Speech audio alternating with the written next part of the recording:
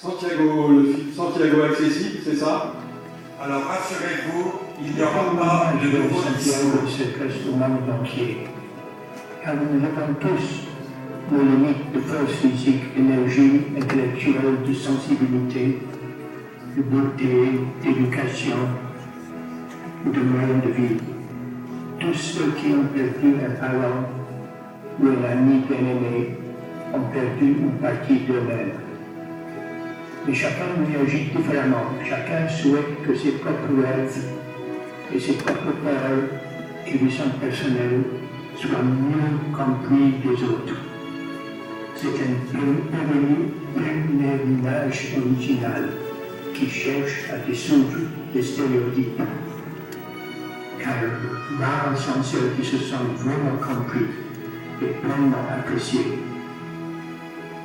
Nous vivons dans un monde où l'isolement de l'individu est accentué par l'isolement des professions, chacun avec ses diplômes et son jargon incompréhensible, et par les barrières entre les quartiers, entre habitudes, entre loisirs différents, entre générations. C'est pourquoi l'accessibilité ne concerne pas seulement les fauteuils roulants. Nous sommes tous privés d'accès à ce qui pourrait nous aider à vivre mieux, à trouver des emplois qui utilisent nos talents plus pleinement, à nouer des amitiés qui pourraient enrichir nos vies et diminuer nos préjugés et nous donner plus d'espoir quand nous ne voyons plus comment sortir de nos angoisses. Ce pèlerinage réunit des gens de tous les milieux, de toutes les croyances. En période de vacances, son but doit être d'intéresser des millions de touristes, aussi bien que tous les Français.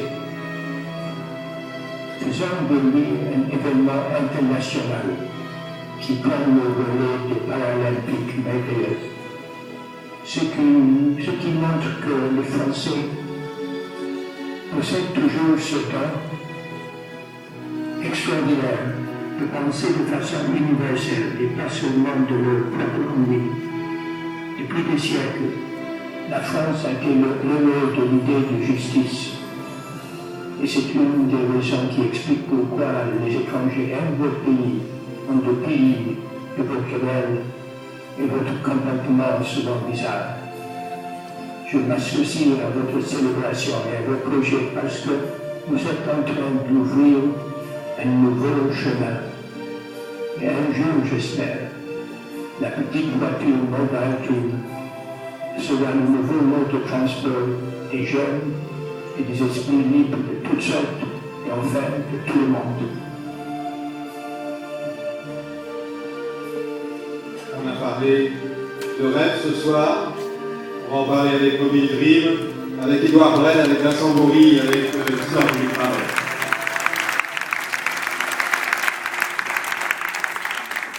Si vous me laissez encore la parole un instant, je voudrais simplement dire qu'il n'est pas si facile pour un diplomate ambassadeur français de se sentir un peu gêné quand son pays n'est pas au premier plan, n'est pas le premier dans tous les domaines. Notre système social est certainement l'un des plus évolués, l'un des plus exemplaires en Europe. Mais nous devons aussi savoir, effectivement, reconnaître qu'il y a des domaines où nous avons des leçons à prendre, notamment du côté de nos amis anglais. Mais ce que je voulais vous dire, c'est que j'ai confié à Théodore Zeldin, l'un des plus fervents admirateurs de la France en Grande-Bretagne, avec un sérieux concurrent, sauf Philippe Craven, qui fait un peu la gueule en se disant « c'est moi le premier ». Nous avons là deux amis, deux admirateurs, et vous avez entendu les mots de Philippe Craven, qui sont des mots d'admiration et de tendresse à l'égard de notre pays. Nous devons savoir aussi reconnaître qu'il y a des domaines où nous avons des exemples à prendre sur nos amis anglais. C'est ça la coopération, c'est d'aller prendre les bons exemples là où ils sont. Et effectivement, la croisière qui va s'organiser, qui n'est pas une croisade, qui est un pèlerinage civique en direction de Santiago. Santiago, c'est un lieu imaginaire, c'est la puissance du rêve. Ce pèlerinage sera rendu possible grâce à ce véhicule extraordinaire co-inventé par Vincent Bourri, l'un de nos champions paralympiques de l'Europe. Voilà, j'ai été trop long, mais je crois que ce qui était essentiel, c'était la chaleur, l'amitié qui nous a réunis ce soir. Encore une fois, mes remerciements les plus chaleureux à ceux qui nous ont réunis. Merci. Vincent Bourri. Allez, un petit mot ou un petit trompette. C'est toujours difficile de passer après Edouard, mais je voudrais juste partager avec vous l'immense joie et le bonheur de pouvoir utiliser un engin comme ça. Ça fait effectivement plus de 20 ans que je me suis fortement impliqué dans la création, le développement, l'accompagnement de fauteuils tout-terrain. Et on arrive aujourd'hui avec les nouvelles technologies, les batteries, les moteurs, et surtout l'expérience qu'on a de la montagne, de la randonnée, à produire un engin qui est exclusivement français, qui est produit chez nous, en France. On va fortement l'importer en Bretagne bientôt. Et c'est un petit cocorico, c'est une petite fierté, et surtout c'est un immense engin de bonheur. On partageait ça tout à l'heure avec Edouard et quelques autres.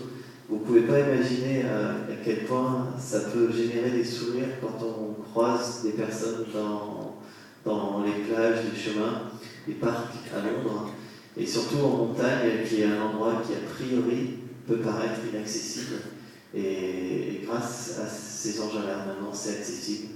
C'est du rêve, c'est du bonheur, et je vous invite tous à vivre avec nous l'aventure du mois de juillet qu'on va partager avec le maximum de personnes. Merci. Vous êtes parrain de cette action. Oui, et j'en veux une, hein. C'est incroyable ça. Mais je voulais juste vous dire juste deux mots sur Edouard, parce que je ne connaissais pas ce consul de France à Londres il y a 3 ans et demi, je pense. C'est vers Noël, donc il y a 3 ans, 4 ans, je reçois 2 pages par mail en disant comment il se sentait libre à Londres. Moi j'ai dit, mais oui, moi je me sens libre un peu partout dans le monde, mais ça m'a fait penser, parce que si on est libre, on ne pense pas aux prisonniers qui se sentent, qui ne sont pas libres. Donc il m'a envoyé ça, et ça m'a fait penser, peut-être il y avait des bonnes choses à Londres, et peut-être les expériences à Paris étaient un peu moins bonnes. Donc c'est tout ce que je veux dire. Je ne veux pas dire que Londres est meilleur que Paris, mais ce que je veux vous dire, c'est que c'est un révolutionnaire,